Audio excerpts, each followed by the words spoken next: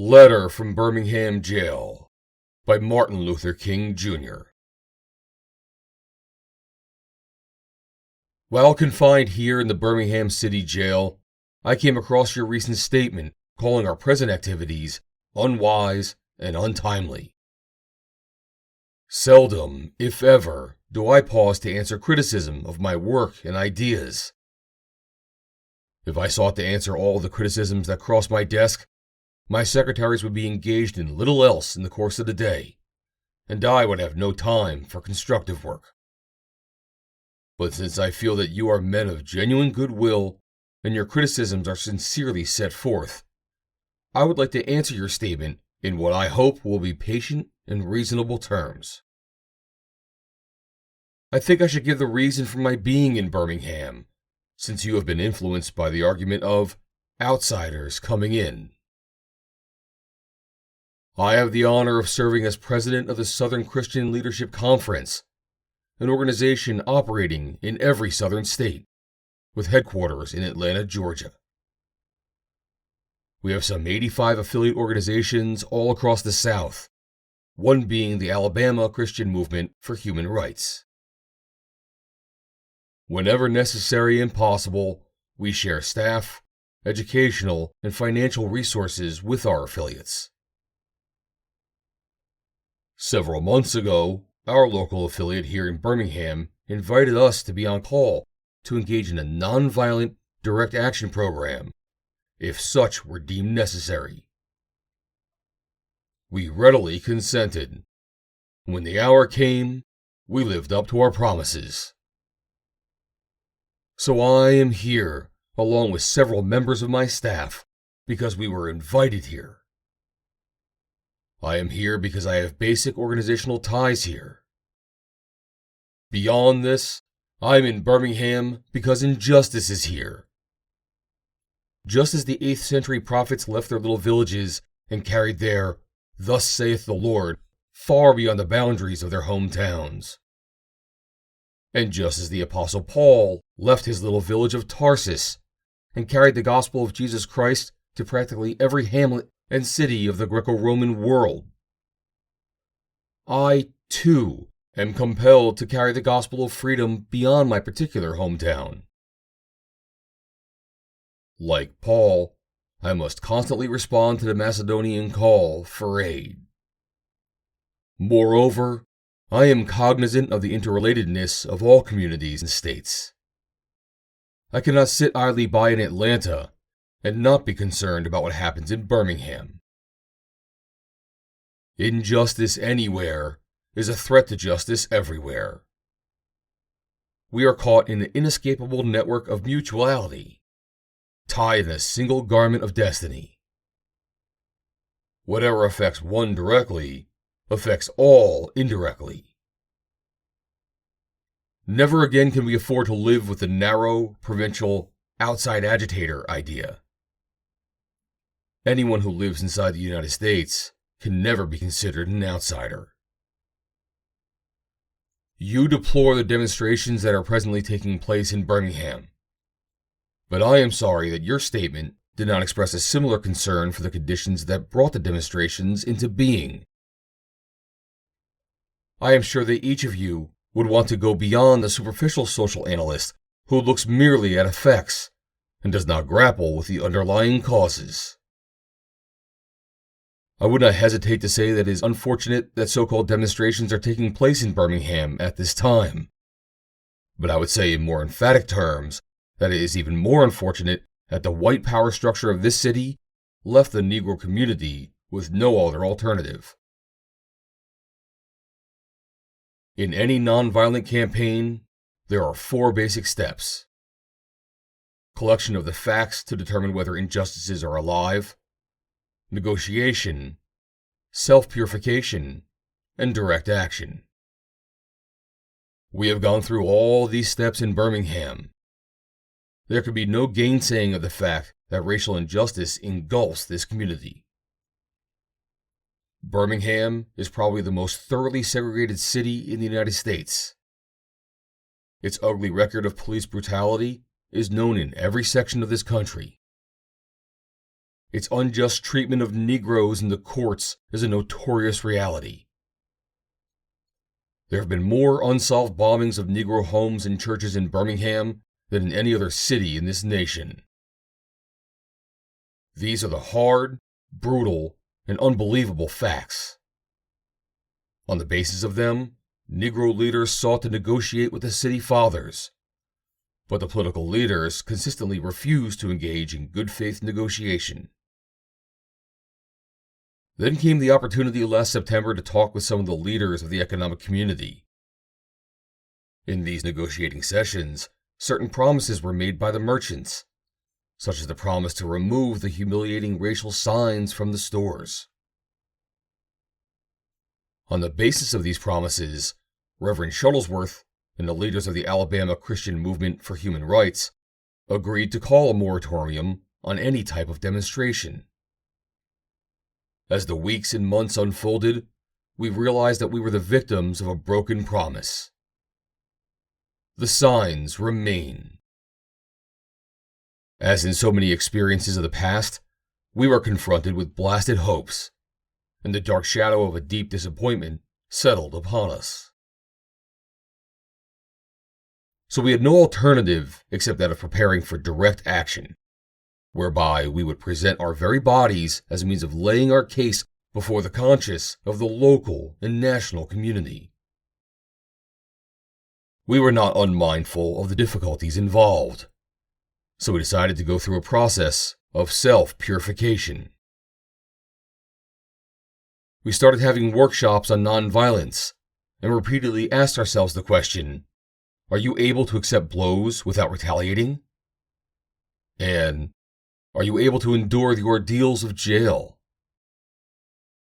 We decided to set our direct action program around the Easter season, realizing that, with the exception of Christmas, this was the largest shopping period of the year.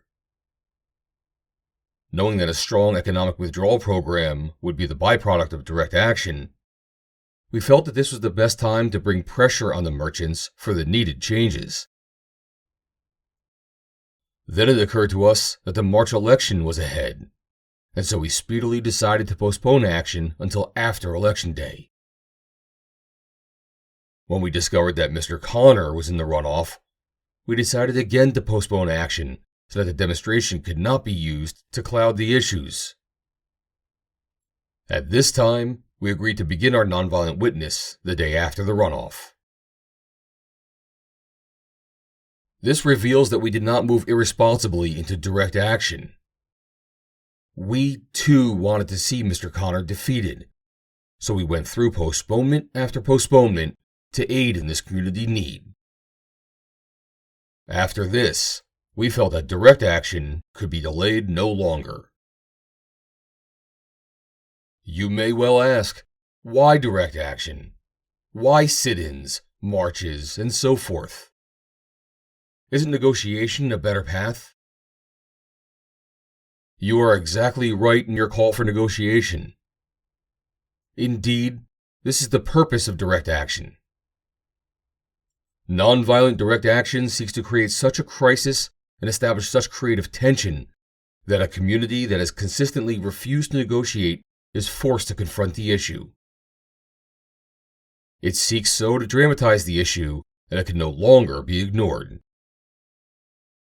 I just referred to the creation of tension as a part of the work of the Nonviolent Register. This may sound rather shocking, but I must confess that I am not afraid of the word tension. I have earnestly worked and preached against violent tension, but there is a type of constructive nonviolent tension that is necessary for growth. Just as Socrates felt that it was necessary to create a tension in the mind so that individuals could rise from the bondage of myths and half-truths to the unfettered realm of creative analysis and objective appraisal, we must see the need of having nonviolent gadflies to create the kind of tension in society that will help men to rise from the dark depths of prejudice and racism to the majestic heights of understanding and brotherhood. So, the purpose of direct action is to create a situation so crisis-packed that it will inevitably open the door to negotiation. We therefore concur with you in your call for negotiation. Too long has our beloved Southland been bogged down in the tragic attempt to live in monologue rather than dialogue. One of the basic points in your statement is that our acts are untimely. Some have asked, why didn't you give the new administration time to act? The only answer that I can give to this inquiry is that the new administration must be prodded about as much as the outgoing one before it acts. We will be sadly mistaken if we feel the election of Mr. Boutwell will bring the millennium to Birmingham. While Mr. Boutwell is much more articulate and gentle than Mr. Connor, they are both segregationalists, dedicated to the task of maintaining the status quo. The hope I see in Mr. Boutwell is that he will be reasonable enough to see the futility of massive resistance to desegregation. But he will not see this without pressure from the devotees of civil rights. My friends, I must say to you that we have not made a single gain in civil rights without determined legal and nonviolent pressure. History is the long and tragic story of the fact that privileged groups seldom give up their privileges voluntarily. Individuals may see the moral light and voluntarily give up their unjust posture. But as Reinhold Niebuhr has reminded us, groups are more immoral than individuals. We know through painful experience that freedom is never voluntarily given by the oppressor. It must be demanded by the oppressed. Frankly, I have never yet engaged in a direct action movement that was well-timed according to the timetable of those who have not suffered unduly from the disease of segregation. For years now, I have heard the word, wait. It rings in the ear of every Negro with a piercing familiarity. This wait has almost always meant never. It has been a tranquilizing thalidomide, relieving the emotional stress of a moment, only to give birth to an ill-formed infant of frustration. We must come to see with the distinguished jurist of yesterday that justice too long delayed is justice denied. We have waited for more than 340 years for our God-given and constitutional rights.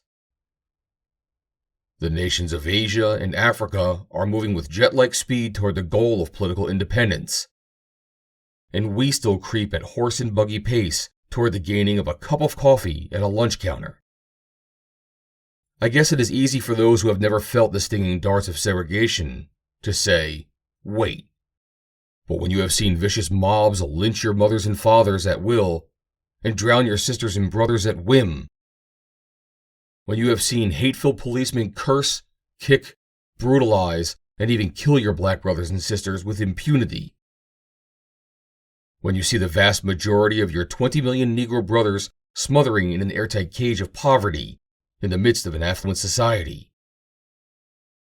when you suddenly find your tongue twisted and your speech stammering as you seek to explain to your 6-year-old daughter why she cannot go to the public amusement park that has just been advertised on television, and see tears welling up in her little eyes when she is told that Funtown is closed to colored children, and see the depressing clouds of inferiority begin to form in her little mental sky, and see her begin to distort her little personality by unconsciously developing a bitterness toward white people.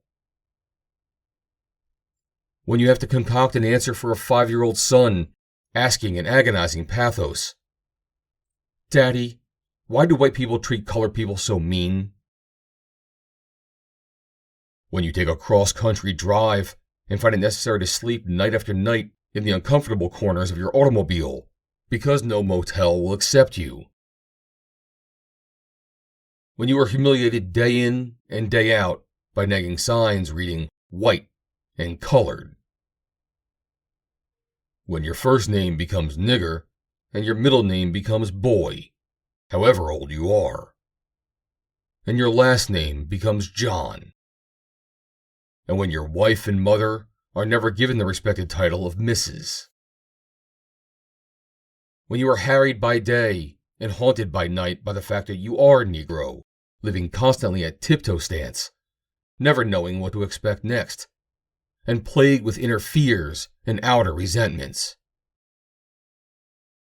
When you are forever fighting a degenerating sense of nobodiness, then you will understand why we find it difficult to wait. There comes a time when the cup of endurance runs over, and the men are no longer willing to be plunged into an abyss of injustice, where they experience the bleakness of corroding despair. I hope, sirs, you can understand our legitimate and unavoidable impatience. You express a great deal of anxiety over our willingness to break laws.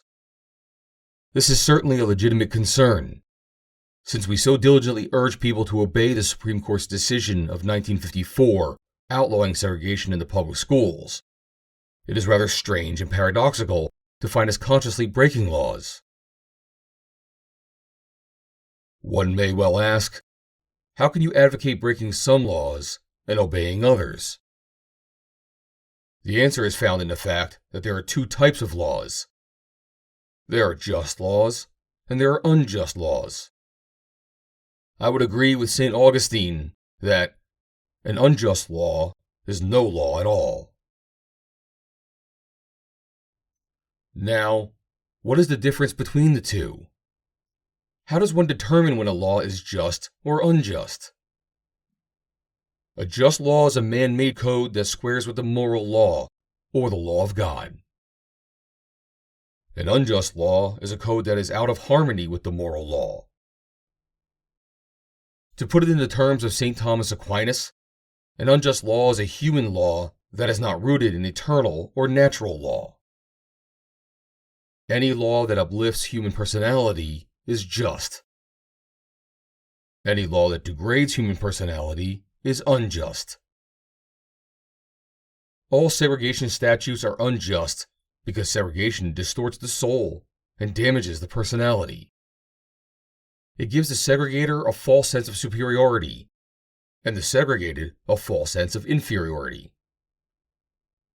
To use the words of Martin Buber, the great Jewish philosopher, segregation substitutes an I-it relationship for the I-thou relationship, and ends up regulating persons to the status of things. So segregation is not only politically, economically, and sociologically unsound, but it is morally wrong and sinful.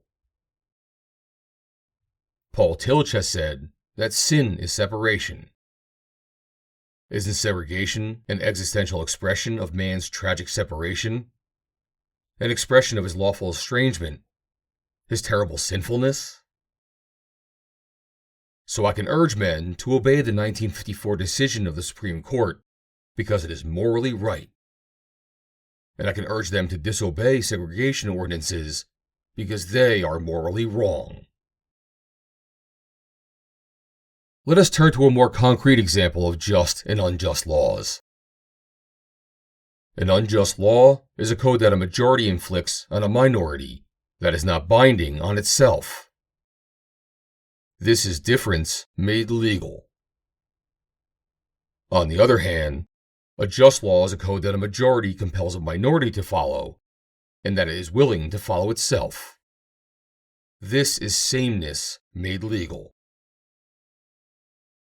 Let me give you another explanation. An unjust law is a code inflicted upon a minority which that minority has no part in enacting or creating because it did not have the unhampering right to vote. Who can say that the legislature of Alabama, which set up the segregation laws, were democratically elected? Throughout the state of Alabama, all types of conniving methods are used to prevent Negroes from becoming registered voters, and there are some counties without a single Negro registered to vote, despite the fact that the Negroes constitute a majority of the population. Can any law set up in such a state be considered democratically structured? These are just a few examples of unjust and just laws. There are some instances when a law is just on its face, and unjust in its application.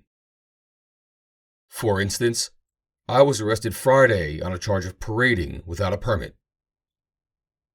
Now, there is nothing wrong with an ordinance which requires a permit for a parade, but when the ordinance is used to preserve segregation and to deny citizens the First Amendment privilege of peaceful assembly and peaceful protest, then it becomes unjust. Of course, there is nothing new about this kind of civil disobedience. It was seen sublimely in the refusal of Shadrach, Meshach, and Abednego to obey the laws of Nebuchadnezzar because a higher moral law was involved. It was practiced superbly by the early Christians who were willing to face hungry lions and the excruciating pain of chopping blocks before submitting to certain unjust laws of the Roman Empire. To a degree, academic freedom is a reality today because Socrates practiced civil disobedience. We can never forget that everything Hitler did in Germany was legal, and everything the Hungarian freedom fighters did in Hungary was illegal. It was illegal to aid and comfort a Jew in Hitler's Germany. But I'm sure that if I had lived in Germany during that time, I would have aided and comforted my Jewish brothers even though it was illegal. If I lived in a communist country today, where certain principles dear to the Christian faith are suppressed, I believe I would openly advocate disobeying these anti-religious laws. I must make two honest confessions to you, my Christian and Jewish brothers. First, I must confess that over the last few years, I have been gravely disappointed with the white moderate. I have almost reached the regrettable conclusion that the Negro's great stumbling block in the stride toward freedom is not the white citizens' counselor or the Ku Klux Klanner, but the white moderate who is more devoted to order than to justice, who prefers a negative peace, which is the absence of tension, to a positive peace, which is the presence of justice, who constantly says, I agree with you in the goal you seek, but I cannot agree with your methods of direct action, who paternalistically feels that he can set the timetable for another man's freedom, who lives by the myth of time, and who constantly advises the Negro to wait until a more convenient season. Shallow understanding from people of goodwill is more frustrating than absolute misunderstanding from people of ill will. Lukewarm acceptance is much more bewildering than outright rejection. In your statement, you asserted that our actions, even though peaceful, must be condemned because they precipitate violence. But can this assertion be logically made?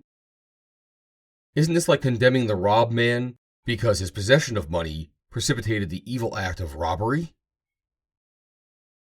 Isn't this like condemning Socrates because his unswerving commitment to truth and his philosophical delvings precipitated the misguided popular mind to make him drink the hemlock?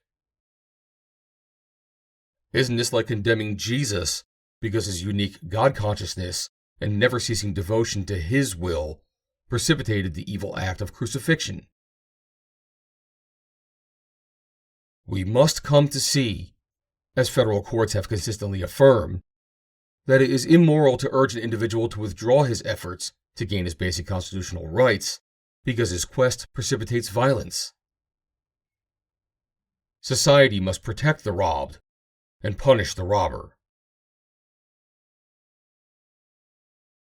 I also hope that the white moderate would reject the myth of time. I received a letter this morning from a white brother in Texas, which said, all Christians know that the colored people will receive equal rights eventually, but it is possible that you are in too great of a religious hurry. It has taken Christianity almost 2,000 years to accomplish what it has. The teachings of Christ take time to come to earth. All that is said here grows out of a tragic misconception of time. It is a strangely irrational notion that there is something in the very flow of time that will inevitably cure all ills. Actually, time is neutral. It can be used either destructively or constructively.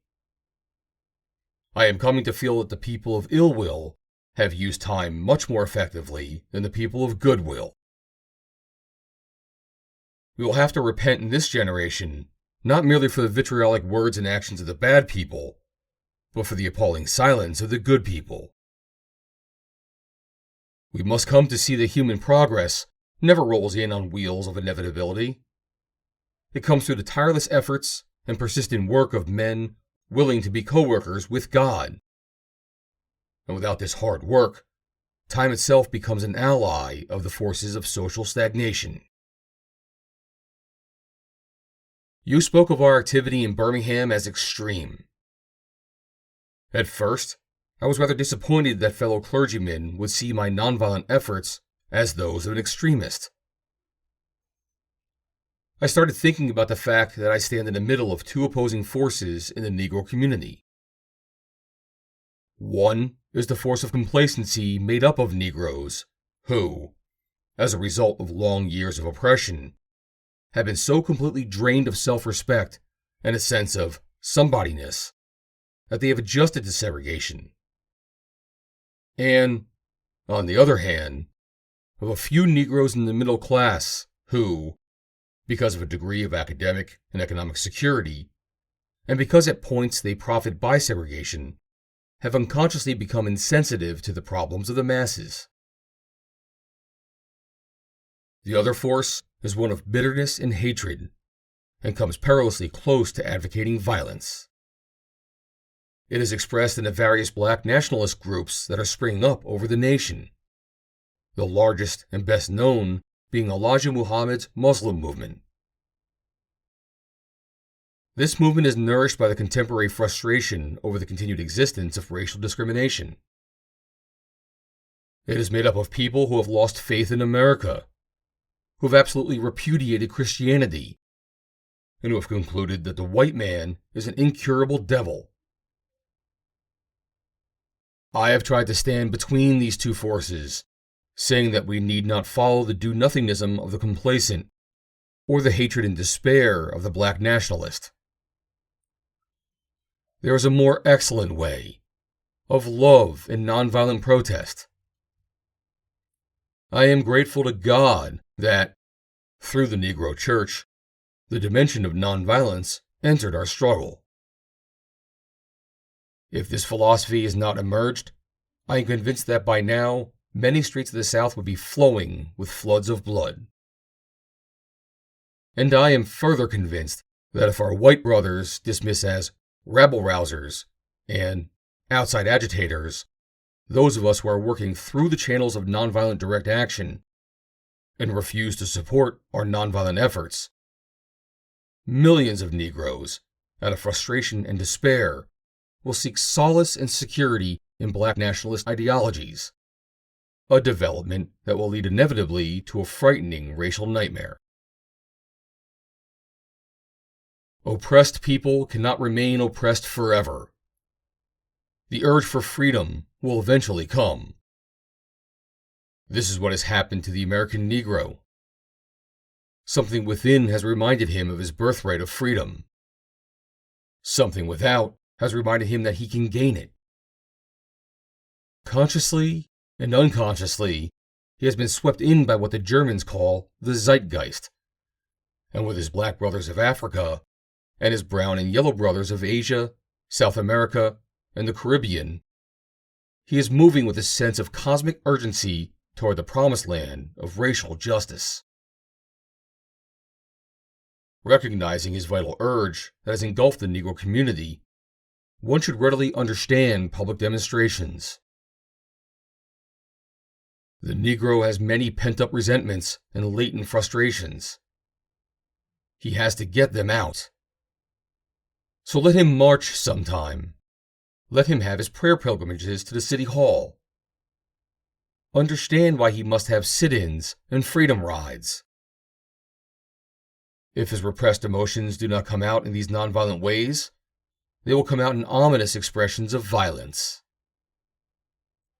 This is not a threat. It is a fact of history. So I have not said to my people, get rid of your discontent. But I have tried to say that this normal and healthy discontent can be channeled through the creative outlet of nonviolent direct action. Now this approach is being dismissed as extremist. I must admit that I was initially disappointed in being so categorized. But as I continued to think about the matter, I gradually gained a bit of satisfaction for being considered an extremist. Was not Jesus an extremist in love? Love your enemies. Bless them that curse you. Pray for them that despitefully use you. Was not Amos an extremist for justice? Let justice roll down like waters, and righteousness like a mighty stream. Was not Paul an extremist for the gospel of Jesus Christ? I bear in my body the marks of the Lord Jesus. Was not Martin Luther an extremist? Here I stand. I can do no other, so help me God. Was not John Bunyan an extremist? I will stay in jail to the end of my days before I make a mockery of my conscience. Was not Abraham Lincoln an extremist?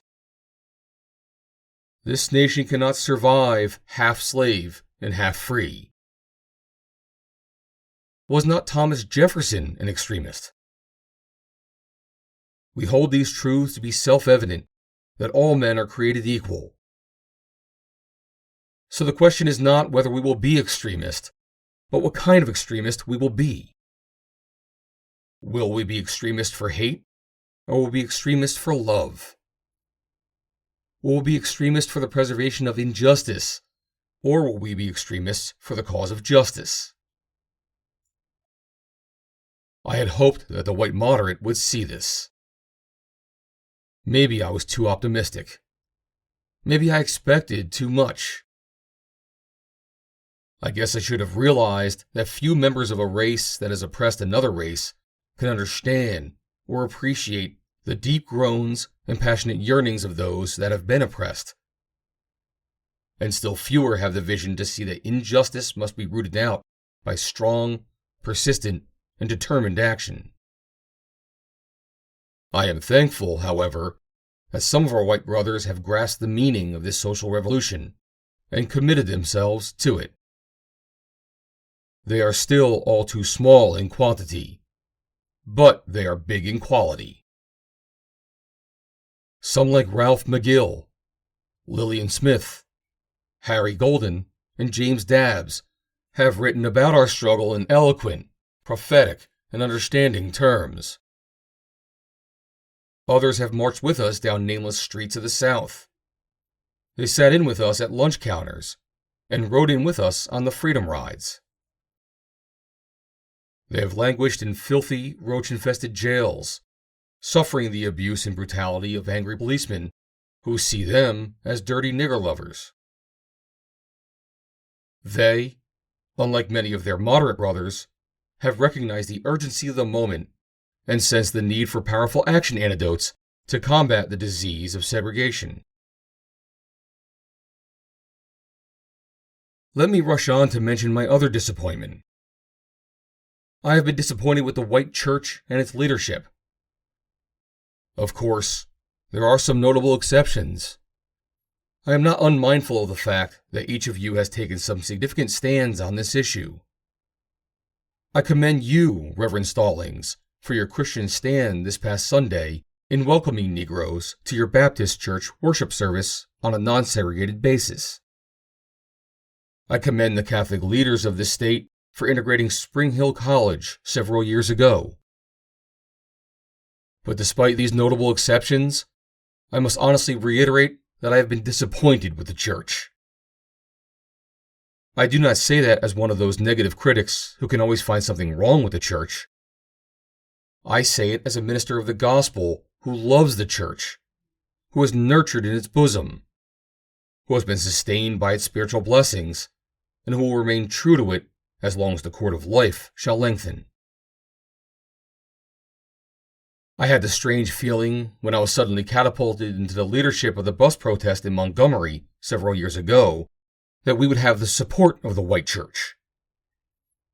I felt that the white ministers, priests, and rabbis of the South would be some of our strongest allies. Instead, some few have been outright opponents, refusing to understand the freedom movement and misrepresenting its leaders.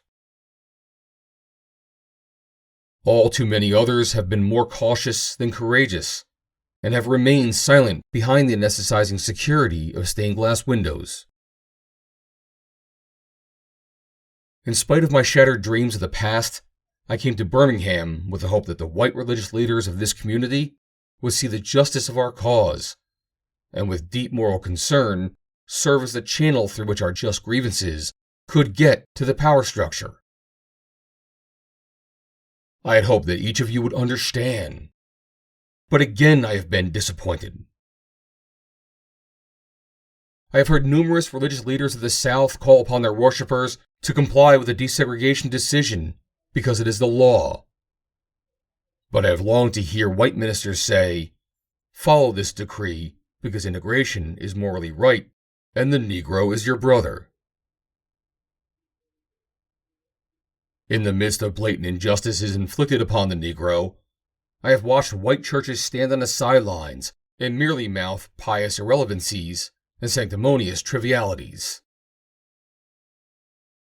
In the midst of a mighty struggle to rid our nation of racial and economic injustice, I have heard so many ministers say, "Those are social issues which the gospel has nothing to do with."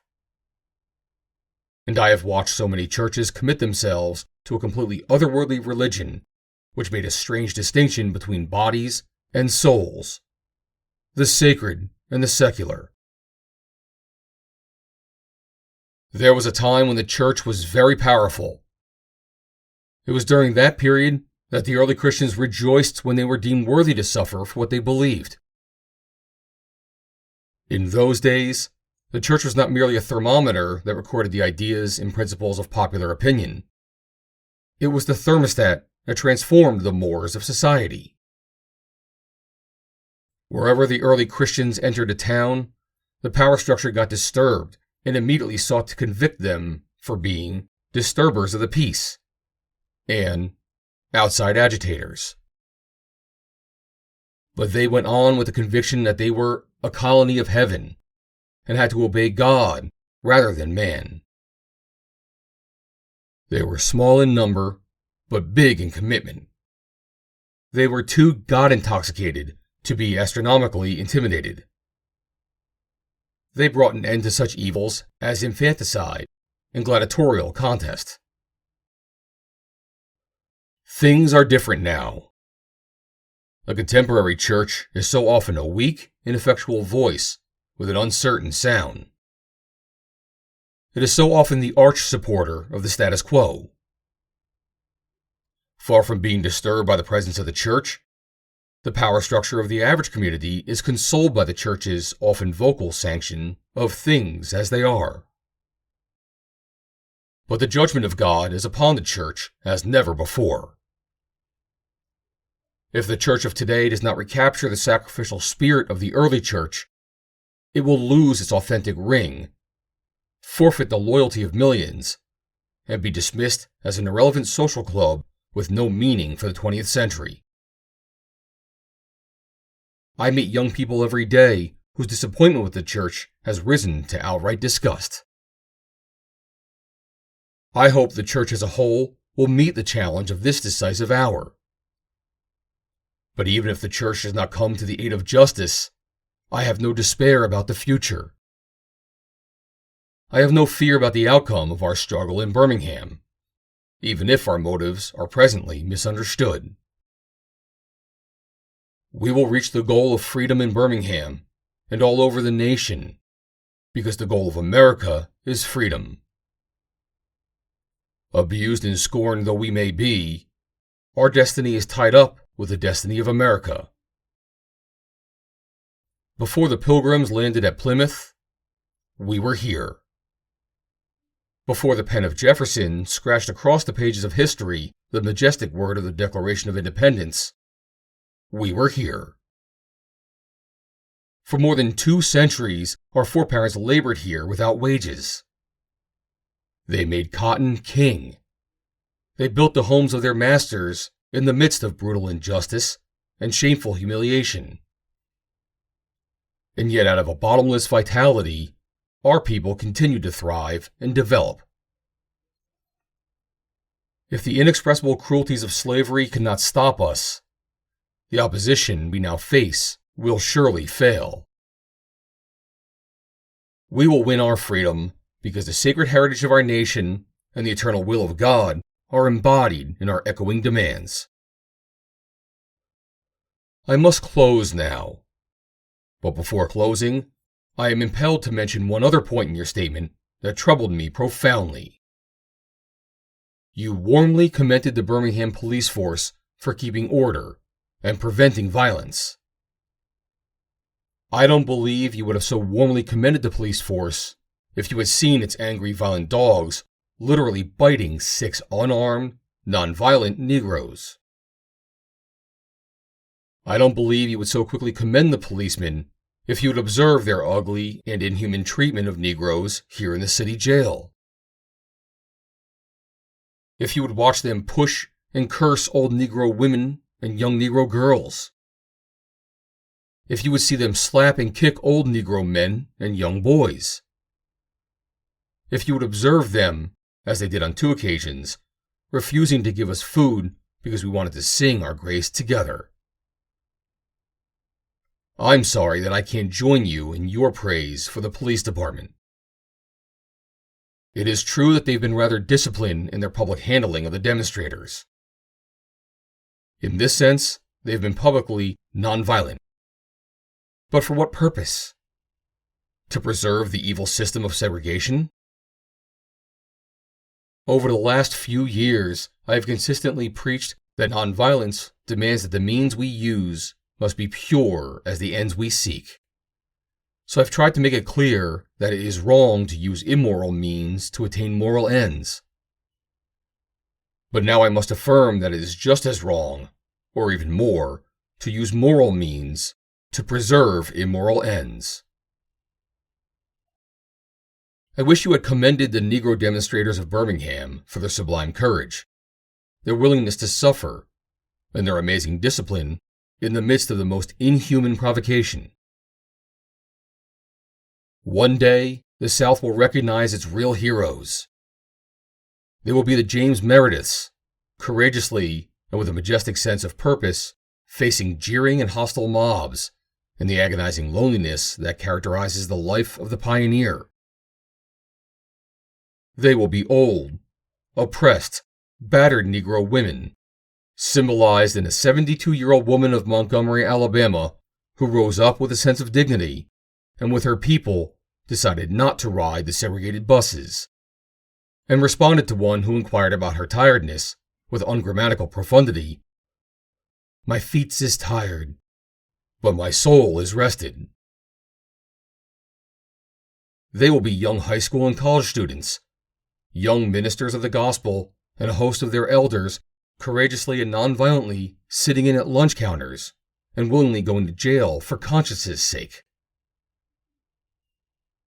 One day, the South will know that when these disinherited children of God sat down at lunch counters, they were in reality standing up for the best in the American dream and the most sacred values in our Judeo-Christian heritage.